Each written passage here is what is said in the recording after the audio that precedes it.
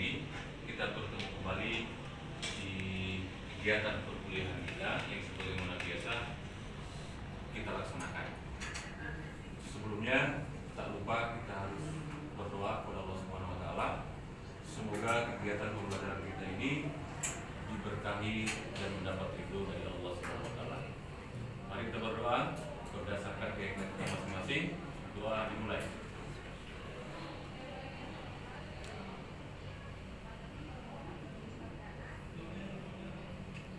Selesai. Baik, teman-teman mahasiswa, di pertemuan kali ini, sebagaimana di pertemuan kita di minggu kemarin, kita membahas tentang bagaimana sistem pembelajaran yang dilakukan oleh setiap guru, dalam hal ini guru sekolah dasar, mesti memiliki kompetensi yang sifatnya mampu memotivasi siswa di dalam bagaimana meningkatkan mutu pembelajaran. Artinya adalah subjek pembelajaran dapat dikompetensikan menjadi uraian tertentu yang berkaitan dengan indikator seorang guru ketika dia ditugaskan untuk mengajar. Baik, untuk pertemuan kali ini saya akan menghubungkan antara konsep belajar dan pembelajaran dengan materi IPS kelas tinggi. Karena apa? Apa kaitan antara itu? Dipahami bahwa kurikulum K13 itu adalah kurikulum yang digabungkan. Adalah kurikulum tematik yang mana seorang guru harus mampu memvariatif subjek pengajaran. Baik.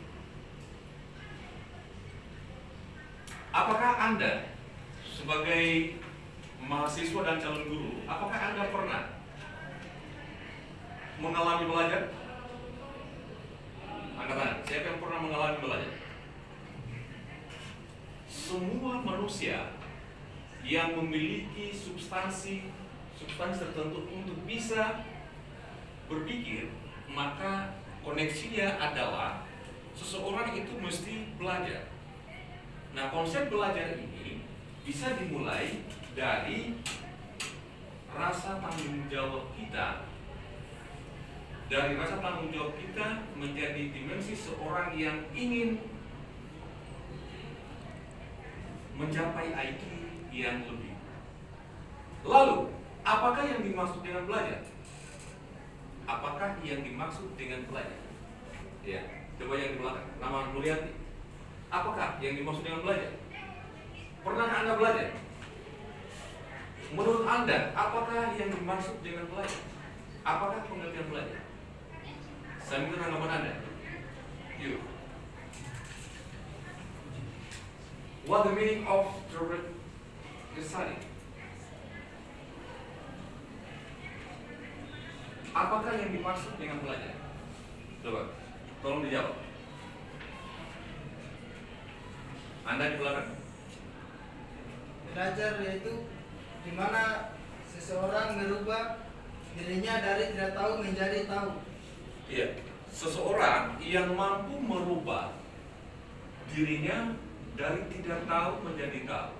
Intinya adalah semua prospek yang menjadi referensi yang diterima dari resif dia berdasarkan aplikatif pengamatannya, berdasarkan aplikatif pendengarannya dan simakannya, itu menentukan bagaimana bertambahnya pengetahuan dan ilmu bagi seorang yang mendapatkan informasi. Jadi, belajar itu ada dua kompetensi. Pertama, belajar ada indikator belajar. Kemudian, ketika indikator belajar ini dipadukan menjadi antara komunikan dan komunikator, ya, dibalansis oleh beberapa hal. Dalam hal ini bahwa hal yang pertama, subjek apa yang disimak. Ingat, subjek apa yang disimak. Nah, apakah saudara-saudari mahasiswa pernah bertanya-tanya apakah yang dimaksud dengan itu? Apakah saudari pernah bertanya-tanya atau Anda merasa ingin bertanya tentang sesuatu objek? Pernah? Pernah ya? Inilah yang dimaksud bahwa subjek dari apa yang disimak dan subjek apa yang didengarkan menjadi sesuatu keingintahuan seseorang di dalam bagaimana mencapai pembelajaran. Bisa. Jadi antara belajar dan pembelajaran itu menganut makna yang berbeda. Makna pembelajaran adalah hasil dari belajar. Sedangkan belajar itu sendiri adalah kegiatan mengobservasi, kegiatan mengamati, kegiatan mengingin tahu melalui membaca, mendengarkan, melihat dan sebagainya, sehingga menjadi pengetahuan yang mutlak bagi seseorang insan, seorang yang ingin belajar. Jadi, apakah hasil dari belajar? Apa hasil dari belajar? Rekan-rekan tahu? Apakah hasil dari belajar itu? Hasil dari belajar itu adalah merubah karakter, merubah pengetahuan, dan merubah image dan mindset seseorang ketika melakukan pelajaran. Nah, pertanyaan, Anda akan menjadi guru SD kan? Siapa yang mau menjadi guru SD? Anda tanya. Semua dari Anda ini ingin menjadi guru SD. Bagaimanakah Anda mengetahui konsep pembelajaran anak di kelas rendah dan konsep pembelajaran anak di kelas tinggi? Ya. Pertama, yang perlu dilihat itu adalah sistem karakteristik anak. Mari kita lihat bahwa sistem karakter anak. Mari kita lihat.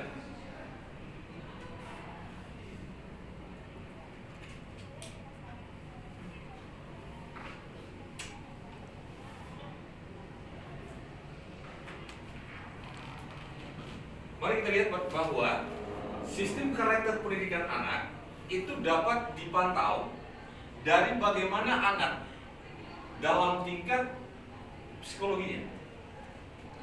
Sebab ada anak yang memiliki kebutuhan khusus. Ingat ya, pernah saya ajarkan mata kuliah berkebutuhan khusus ya?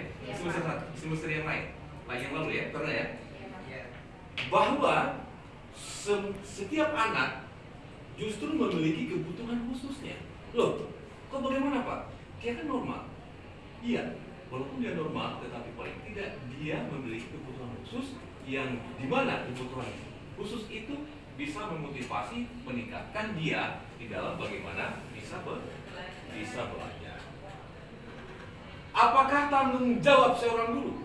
Tanggung jawab seorang guru bukan hanya dia mentransfer materi, mentransfer ilmu kepada siswanya, tetapi tugas seorang guru adalah bagaimana menguatkan pemahaman siswanya. Jadi ingat, ketika menjadi guru jangan Anda mengejar materi, Pak. Jangan Anda mengejar materi, tetapi Anda harus mengejar pengetahuannya. Sedikit yang dia pahami itu lebih baik dibanding Anda mengejar materi dan tidak dimengerti sama sekali. Pertanyaan dari Anda, bagaimana Pak cara saya seorang guru? Bagaimana cara saya seorang guru? Saya bisa mampu mencerdaskan kehidupan bangsa, mencerdaskan kehidupan anak ini, mencerdaskan anak ini di materi saya. Bagaimana caranya? Pahami psikologi. Pertama, pahami psikologi pembelajaran anak. Ingat ya. Bagaimana psikologi pembelajaran anak? Pertama, seorang anak dengan kebutuhan belajar, pahami kebutuhan anak, seorang anak dengan kebutuhan belajar itu harus dikolaboratifkan dengan branch of mind. Dengan branch of mind melalui pengamatan. Brains dan mind, pemikiran dan hati. Ingat itu, pemikiran dan hati menjadi sumber pengamatan daripada seorang anak. Ya, brains and mind, the resources of sight for the study, for the student. So, what can we do? We are a teacher. Apa yang kita lakukan? Kita harus seorang guru. Maka prinsipkan diri Anda ketika Anda mengajar, membuka, mengisi dan menutup pembelajaran, dipastikan bahwa ruang kelas Anda dan murid Anda itu merasa nyaman bersama Anda, merasa nyaman bersama mata pelajaran Anda. Dipahami? Merasa nyaman dengan mata pelajaran saudara, merasa nyaman dengan karakteristik gurunya, merasa nyaman dengan apapun bentuk yang sifatnya menjadi bagian-bagian daripada pembelajaran. Lalu bagaimana cara saya, Pak? Bagaimana caranya? Seorang guru harus mampu menguasai materi, ya kan? Bagaimana kalau Anda bisa mengajar? Ingat, kita mengajar di SD itu bukan kita berbicara bagaimana 1 tambah 1 menjadi 2. Gampang kan bagi Anda?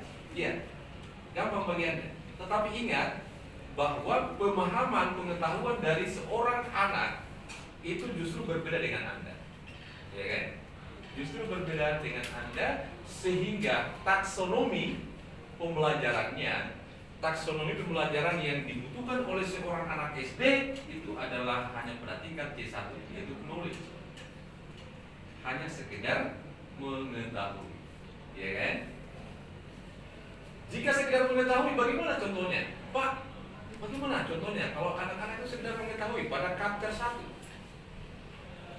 Dikatakan bahwa anak-anak, misalnya ada seorang wali kelas ya, ingin menjadi wali kelas, seorang wali kelas, ya. Anda mengajarkan mata kuliah apa? Mata pelajaran apa? Misalnya mata pelajaran apa? Mata pelajaran apa yang ada di sini? Yes. Mata pelajaran bahasa Indonesia misalnya. Ya. Anak-anak, hari ini kita belajar tentang pantun. Pantun biasanya sudah didapat di kelas 3 SD ya. Ya. Siapa anak-anak yang bisa berpantun? Ya. Dan apakah yang dimaksud dengan pantun? Ya.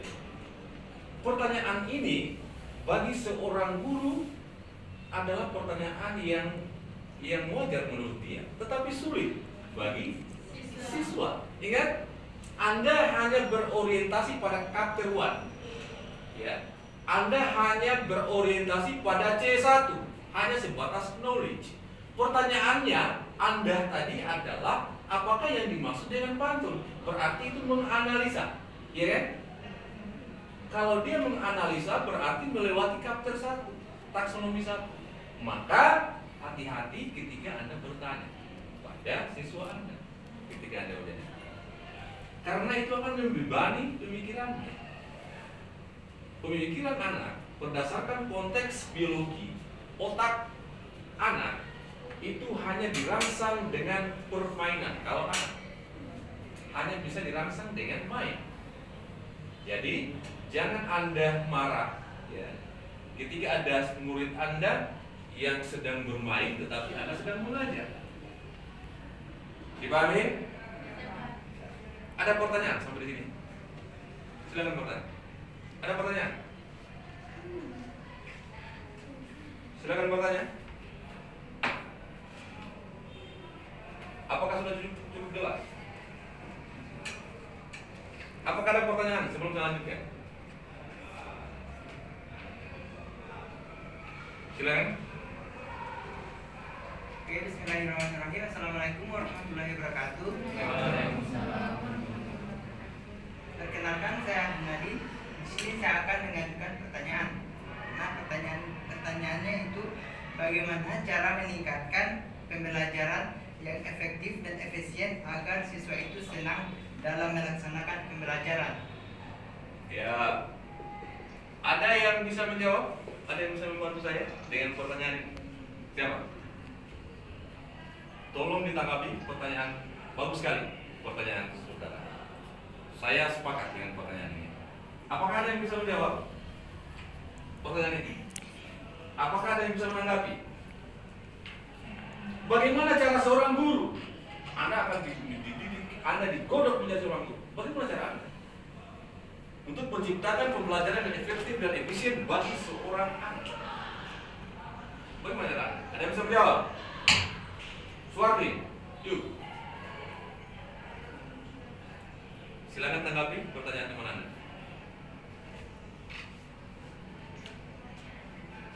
Bagaimana caranya? Sebutkan salah satu cara saja.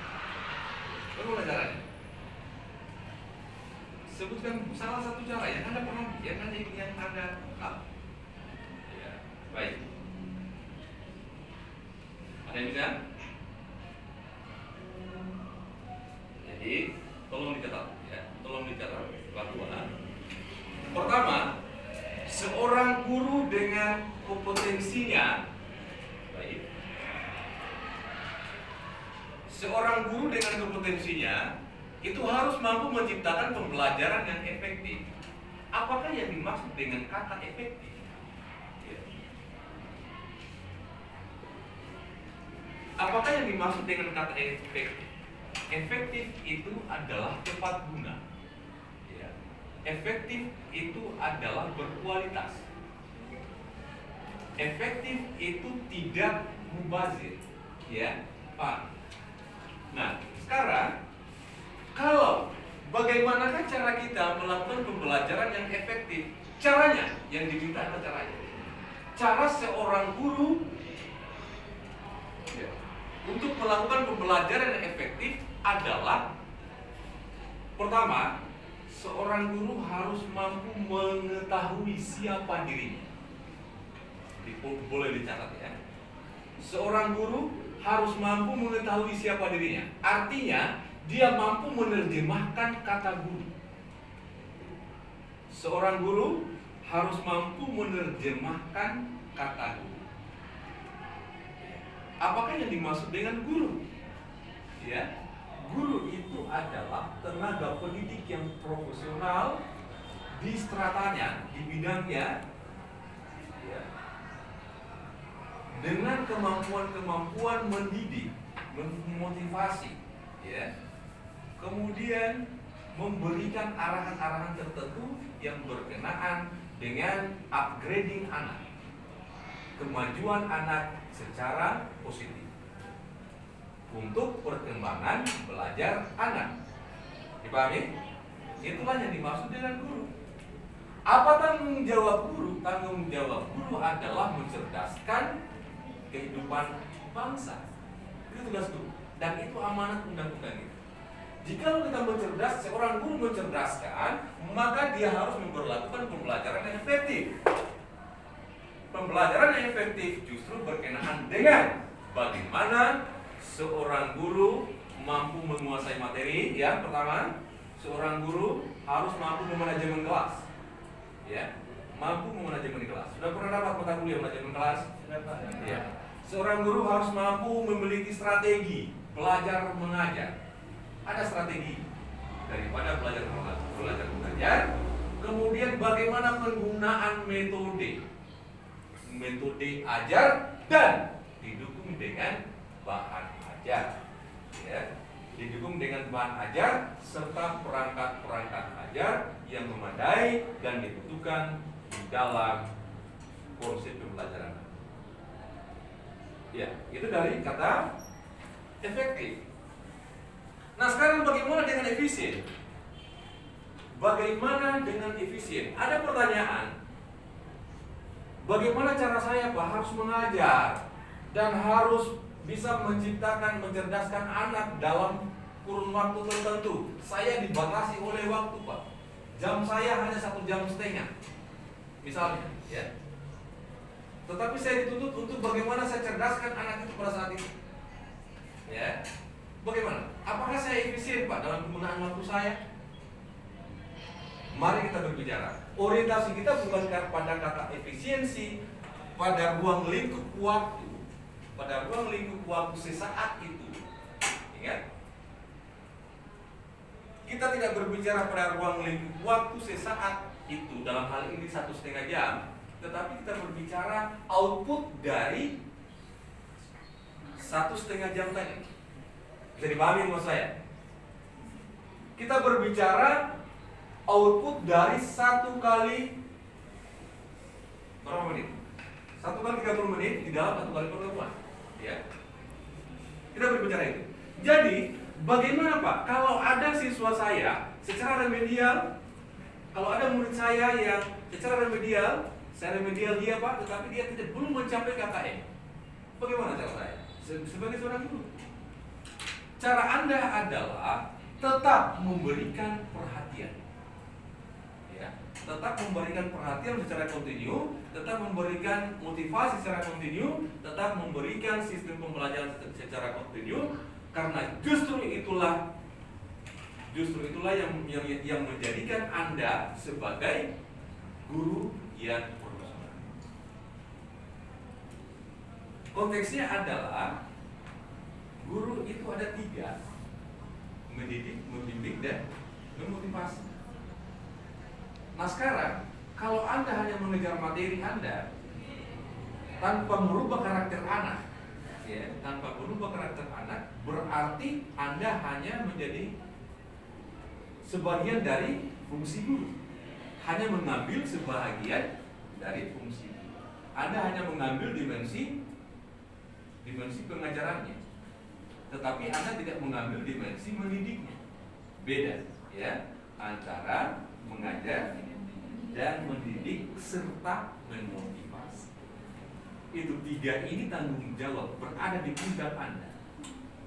Anda hari ini berpakaian hitam putih, ya, Anda hari ini berpakaian apa sebagai seragam untuk PGSD, Anda digodok hari ini untuk diciptakan menjadi guru SD, dan nantinya insya Allah Anda yang menjadi, Anda lah yang terbaik.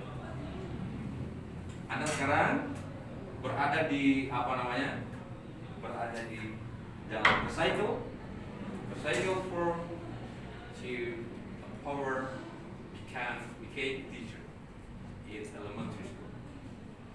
Kekuatan ada pada diri Anda. Saya hanya berharap sebagai dosen Anda, ya, berharap bahwa Andalah yang menjadi guru yang akan dirindukan oleh siswa. Jadilah guru yang dirindukan dengan menjadikan konsep pembelajaran yang efektif dan efisien. Begitu. Ada pertanyaan? Ada pertanyaan sebelum jalan?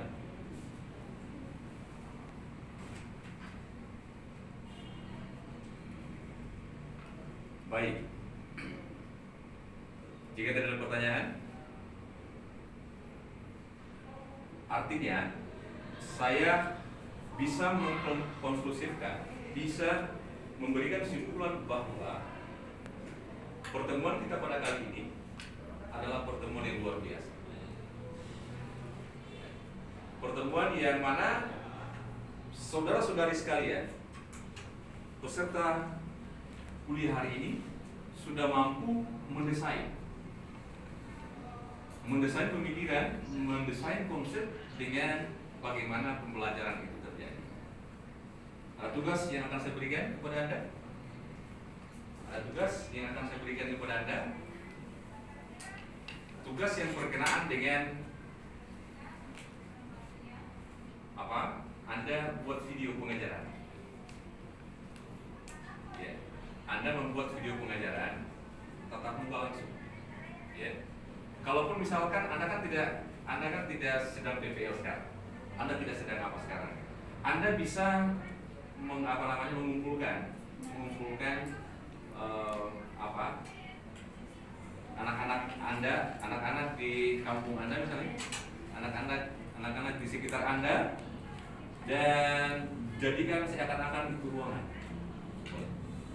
Jadikan seakan-akan itu ruangan, karena pembelajaran kelas itu tidak harus mesti di ruangan. Ya, tetap. Bisa ya? Buat tugas Anda, tugas apa tadi?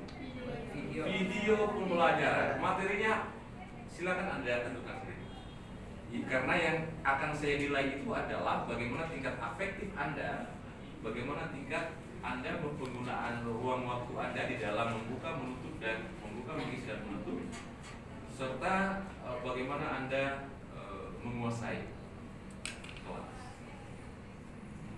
Gitu ya? Ada yang mengeluh dengan tugas itu? Ya, karena tugas itu harus di-upload di YouTube. Tugas Anda akan di-upload di YouTube, lalu Anda jadikan dasar untuk penilaian.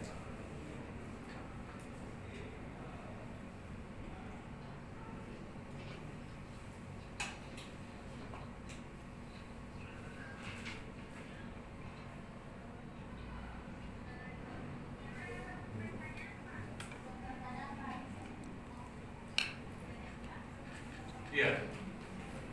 Ada beberapa kasus yang didapatkan, di lapangan berkenaan dengan SD, bahwasanya orientasi pemikiran anak itu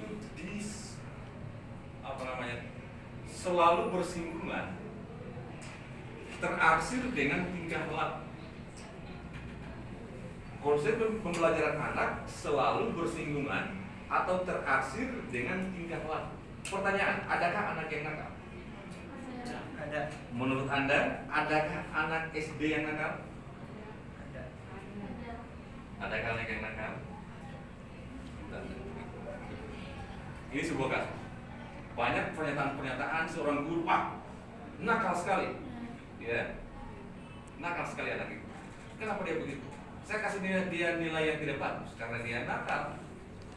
Pertanyaan saya, adakah anak atau murid yang nakal? Adakah murid yang nakal? Menurut Anda, adakah murid yang nakal? Ada. Mengapa Anda bisa mengatakan nakal?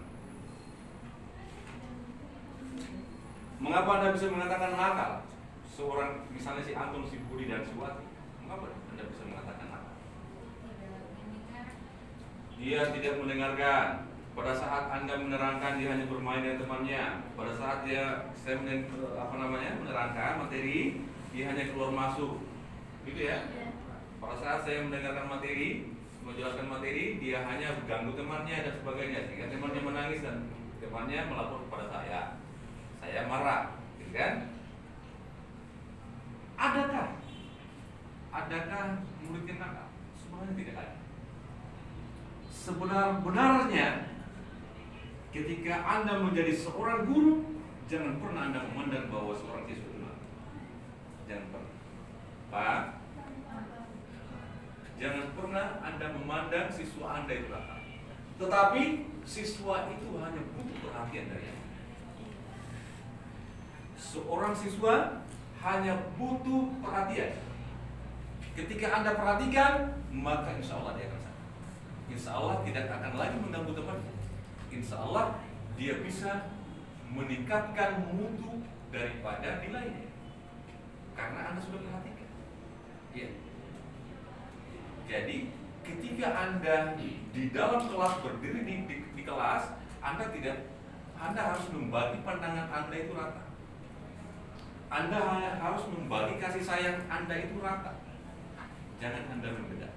Ketika Anda sudah masuk di kelas, berarti Anda adalah seorang guru, bukan seorang bibi, ya. Bukan seorang paman, bukan seorang apa yang oleh kepala sekolah, karena itu ada anak kepala sekolah. Jadi walaupun nakal kita biarkan saja. Tidak. Ini adalah tanggung jawab Anda sebagai guru yang mampu merubah tingkah laku siswa dari yang belum mendapat perhatian menjadi mendapat perhatian, sehingga tidak ada kategori murid itu nakal. Yang ada hanya kurangnya perhatian gurunya, sehingga karena dia ingin diperhatikan, maka diganggu teman. Ya, ganggu temannya supaya kamu perhatikan dia. Gitu ya? Jadi no statement for student is not. No statement from us, the teacher, to claim our student is naughty for playing, for studying. No harm for you. So, whatever to make like a teacher. Apa yang bisa kita lakukan untuk menjadi seorang guru? Ya, apakah kita harus sabar-sabar saja? Apakah Anda harus sabar-sabar saja ketika melihat si Anton mengganggu temannya? Tidak. Bagaimana cara Anda? Bagaimana cara Anda? Bimbing, memotivasi. Cara Anda adalah menegurnya dengan senyuman. Nah, kamu jangan begitu ya. Teman kamu lagi belajar tuh. Mengapa kamu tidak gitu? Ya kan? Ya, jangan Anda menggunakan kekerasan. Apalagi sekarang itu sudah ada, kalau kita cubit murid, itu sudah ada lagi yang gitu loh. Ya karena sudah kurang lebih berapa? Sampai pukul berapa saya harus? Ya.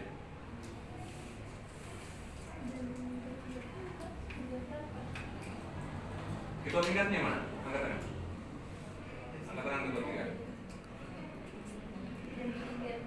Anda ketua tingkat ya? Saya Pak. Ya.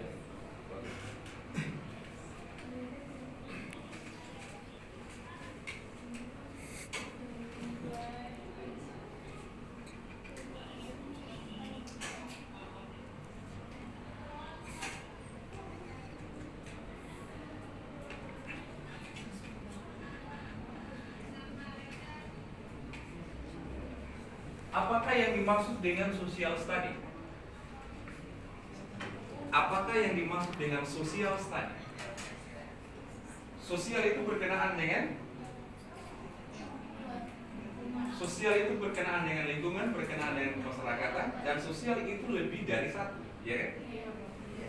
Berarti apakah bisa dikategorikan bahwa dalam satu kelas itu merupakan sosial?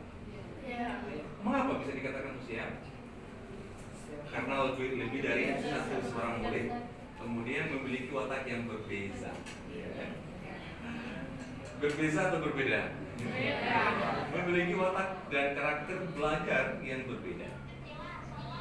Ada seorang anak ketika belajar itu mesti dirayu-rayu dulu, boleh. Kadang mesti pula harus disentuh, boleh. Kadang pula seorang anak itu dia akan semangat belajar ketika dia dihadiahi. Ya, ketika dia dihadiahi. Jadi ada konsep bahwa seorang guru harus paham tentang bagaimana dia menggifted. Gifted. Bagaimana dia mereward. Menggifted, mereward dan mentouch. Menggifted itu adalah apa? Berikan dia hadiah. Gifted, berikan dia hadiah. Apa hadiahnya? Apakah berupa bola-bola Pak? Atau berupa apa? Tidak. Tapi hadiahi dia dengan kata-kata sanjungan. Misalkan dia hari ini dia mendapat nilai 4. 4 itu kan belum mencapai ya. Lalu apakah Anda marah? Tidak.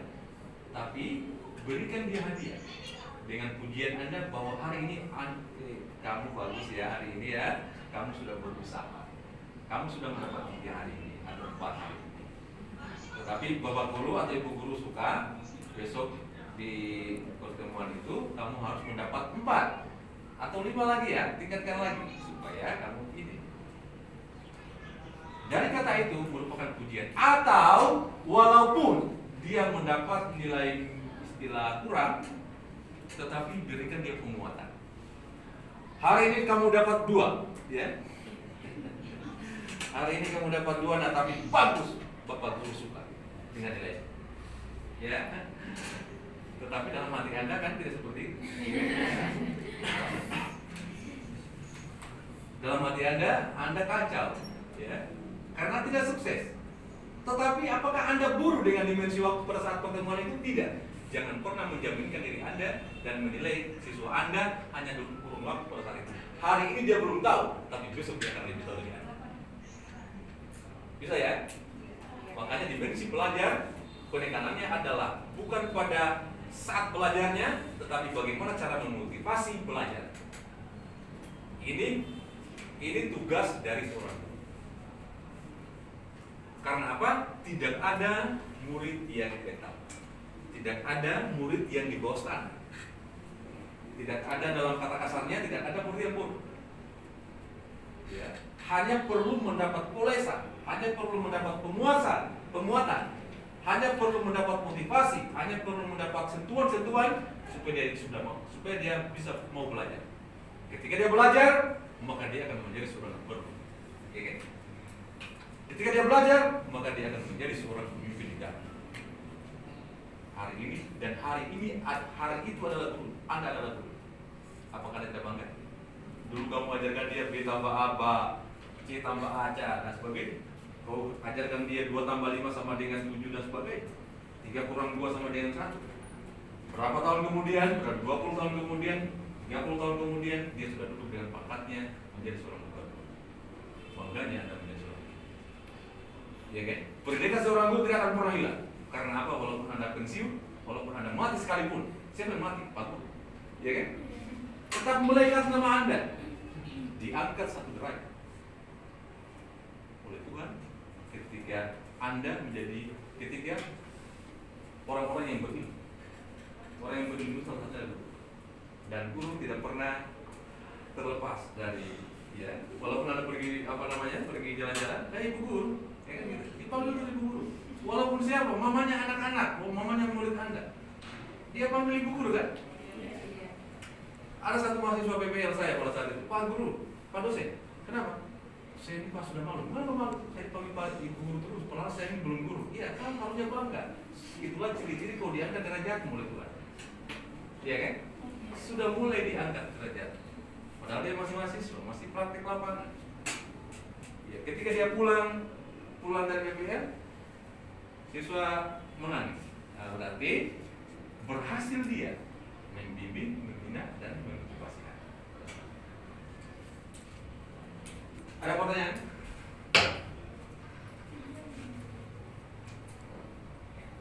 Ada pertanyaan? Baik. Kalau tidak ada pertanyaan, maka dapat saya simpulkan bahwa pembelajaran itu bergantung daripada siapa yang memberikan, siapa yang menjadi indikator, siapa yang menjadi komunikator, siapa yang menjadi komunikator. Komunikator itu adalah siapa yang memberikan, siapa yang memberikan arahan, siapa yang memberikan materi, dan kelak Anda akan menjadi guru, menjadi seorang komunikator, jadi seorang komunikan dan sebagainya. Ada komunikan Anda, ada komunikasi Anda dan sebagainya. Yang menjadikan semua itu adalah Anda setiap belajar, melakukan pembelajaran sebagainya mesti berkenaan dengan fungsi Anda pertama, kemudian situasi dan kondisi dalam pembelajaran, kemudian karakteristik daripada siswa atau yang menerima pembelajaran. Saya kira pertemuan kita pada hari ini saya rasa cukup. Ingat, jangan lupa tugasnya minggu depan saya kumpul ya. Sampaikan sama teman-teman Anda yang belum sempat hadir pada saat ini. Absennya mana? Atau saya absen saja? Jawab saja ya. Ya Pak.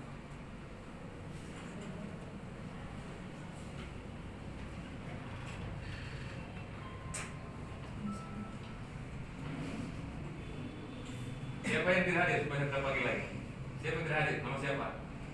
Wiwin Pak, Wiwin. sama Sunati. Wiwin dan Sunarti. Ya ini ada lebih nggak ada keterangan di sini? Ada tidak? Tidak ada Pak. Nggak ada ya. Oke lah.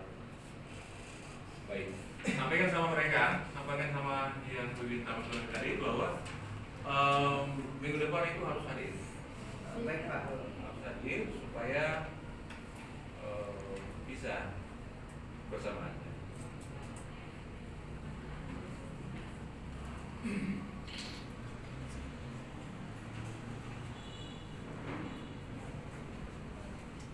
Akhir kata dengan ucapan hamdalah perkuliahan kita pada kesempatan hari ini saya nyatakan di